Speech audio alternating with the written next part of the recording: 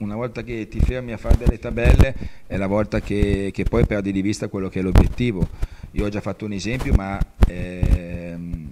reale poi, che è quello di Grosseto. Probabilmente noi negli ultimi 5 minuti di Grosseto pensavamo già di aver vinto la partita, probabilmente stavamo già pensando ai 3 punti, e invece siamo stati puniti giustamente da un gol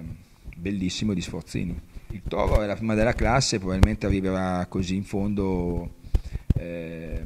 perché è una squadra con una qualità strepitosa, con una qualità elevata, fatta di giocatori di grandissima esperienza, e noi ci rimane l'altro aspetto, quello di sconfiggere questa qualità con una buona prestazione, questo sicuramente, ma una prestazione fatta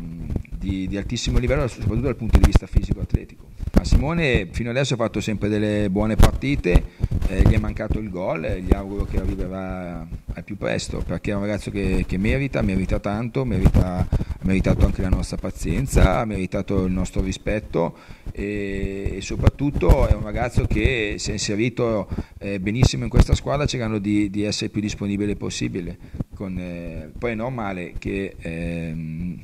poi con la mia filosofia è difficile magari essere titolare tutte le partite,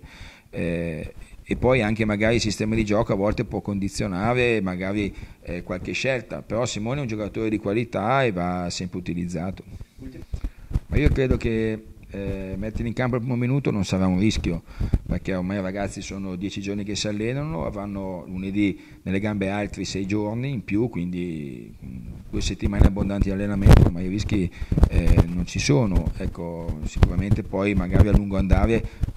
faranno più fatica nell'arco dei 90 minuti, però io credo che sono 2 giocatori recuperati completamente, altrimenti non sarebbero scesi in campo neanche venerdì sera. Mi piace cambiare molto davanti perché ho dei giocatori validi, di qualità, bravi, e quindi inserirli anche a partita in corso può avere un effetto a sorpresa importante. È stato così per tanto in questo campionato, speriamo che sia così anche per sabato.